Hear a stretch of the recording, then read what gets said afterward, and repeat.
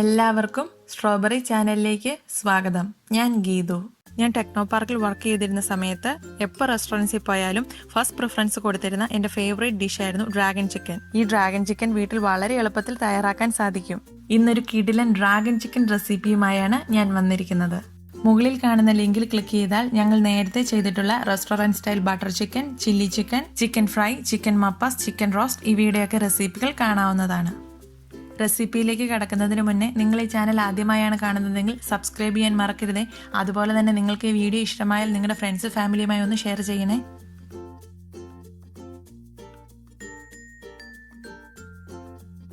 Dragon chicken തയ്യാറാക്കാനായി ആദ്യം തന്നെ chicken marinate ചെയ്യാം. അതിനായി ഒരു ബൗളിലേക്ക് 6 ടേബിൾ സ്പൂൺ മൈദ, 2 ടേബിൾ സ്പൂൺ കോൺഫ്ലോർ, 1 ടീസ്പൂൺ കുരുമുളക് പൊടി, 1/2 ടേബിൾ സ്പൂൺ കാശ്മീരി മുളക് പൊടി,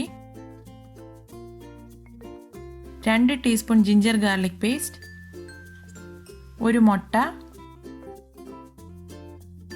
1 table spoon soya sauce, 1 teaspoon ഉപ്പ്. ഇവയെല്ലാം കൂടി ചേർത്ത് നന്നായി ഒന്ന് മിക്സ് ചെയ്തെടുക്കാം. ഇത് നന്നായി ഒന്ന് യോജിച്ചതിന് ശേഷം ഇനി കുറേശ്ശെയായി വെള്ളം ചേർത്ത് ബാറ്റർ തയ്യാറാക്കിയെടുക്കാം.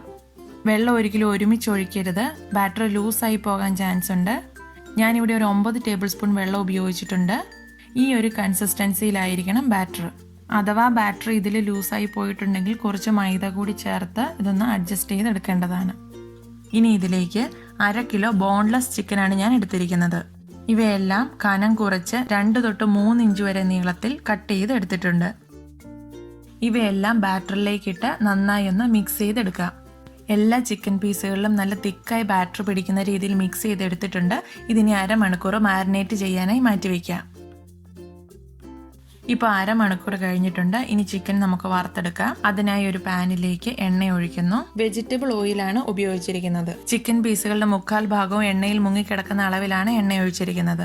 എണ്ണ നന്നായി ചൂടായതിനു ശേഷം ഇതിലേക്ക് ചിക്കൻ സ്ട്രിപ്സുകൾ ഓരോന്നായി എടുത്ത് ഇട്ട് കൊടുക്കാം.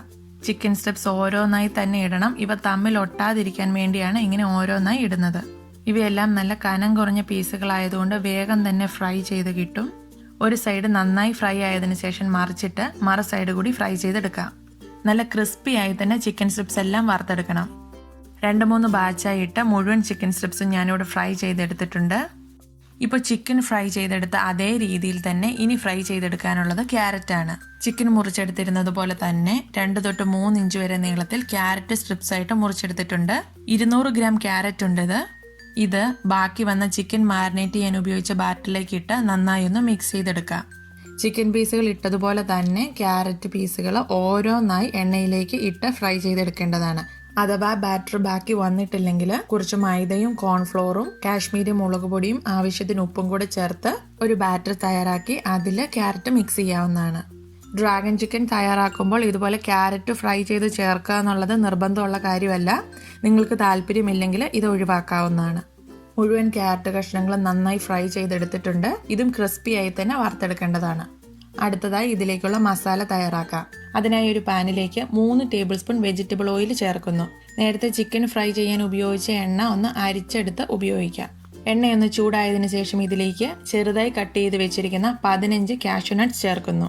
ലോ ഫ്ലെയിമിലിട്ട് ഇളക്കി കൊടുത്തുകൊണ്ട് തന്നെ ഫ്രൈ ചെയ്തെടുക്കാം. ഒരു ഗോൾഡൻ കളർ ആയാൽ മതിയാവും. കാഷ്യൂ നട്ട്സ് എല്ലാം കോരിയെടുത്തതിന് ശേഷം ഇതിലേക്ക് 1 ടീസ്പൂൺ നല്ലെണ്ണ ചേർക്കുന്നു. ഇനി ഇതിലേക്ക് ചെറുതായി കൊത്തിയരിഞ്ഞ 1 ടേബിൾ സ്പൂൺ വെളുത്തുള്ളി ചേർക്കുന്നു. ഇതൊരു 30 സെക്കൻഡ് ഒന്ന് ഇളക്കി കൊടുക്കാം. ഇനി ഇതിലേക്ക് 1/2 ടേബിൾ സ്പൂൺ വറ്റൽമുളക് ചതച്ചതും 1 മീഡിയം സൈസ് സവാള ചെറുതായി കൊത്തിയരിഞ്ഞതും ചേർക്കുന്നു. ഇതൊരു മീഡിയം ഫ്ലെയിമിലിട്ട് നന്നായി വഴറ്റിയെടുക്കാം. 4 മിനിറ്റ് വഴറ്റിയാൽ മതിയാവും. ഇതിപ്പോൾ നന്നായി വഴണ്ടു വന്നിട്ടുണ്ട്.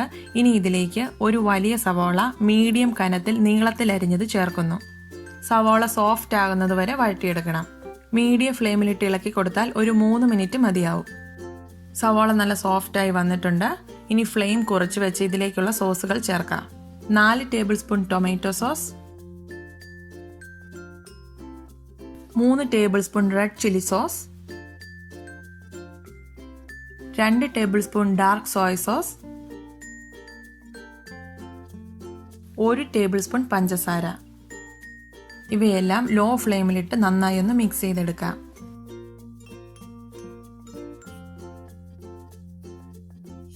ഇനി ഇതിലേക്ക് ചേർക്കേണ്ടത് കോൺഫ്ലവർ ആണ്. അതിനായി ഒരു 1/4 കപ്പ് വെള്ളത്തിൽ 1 ടീസ്പൂൺ കോൺഫ്ലവർ ചേർത്തൊന്ന് മിക്സ് ചെയ്തെടുക്കാം. ഇത് നന്നായി മിക്സ് ആയതിനു ശേഷം ചേർത്ത് കൊടുക്കാം. ഇനി ഇതെല്ലാം നന്നായി ഒന്ന് ഇളക്കി യോജിപ്പിക്കാം.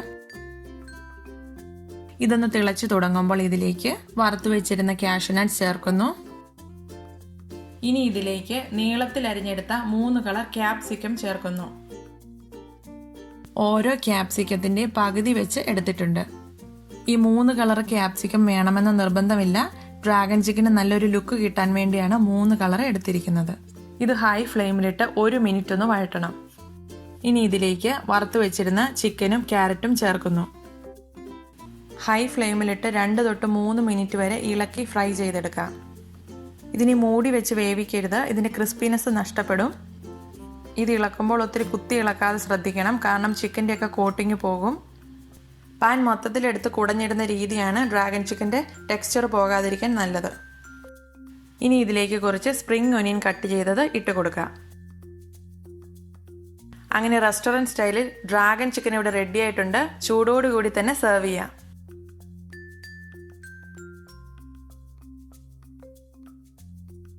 ഇനി ഡ്രാഗൺ ചിക്കൻ കഴിക്കാനായി ആരും റെസ്റ്റോറൻറ്റിൽ പോണ്ട, അതേ രുചിയിൽ വീട്ടിൽ തന്നെ ഉണ്ടാക്കി കഴിക്കാം. ഇനി ഇതിലേക്ക് കുറച്ച് വെളുത്ത എള്ള് കൂടിയിട്ട് ഗാർണിഷ് ചെയ്തെടുക്കാം. നിങ്ങളെല്ലാവരും ഇതൊന്ന് ട്രൈ ചെയ്ത് നോക്കണം. എന്നിട്ട് നിങ്ങളുടെ അഭിപ്രായങ്ങൾ കമൻറ്റ് ബോക്സിലൂടെ എന്നെ അറിയിക്കുകയും ചെയ്യണേ. Thank you for watching. പുതിയൊരു വീഡിയോയുമായി ഉടൻ കാണാം. Bye bye. Take care.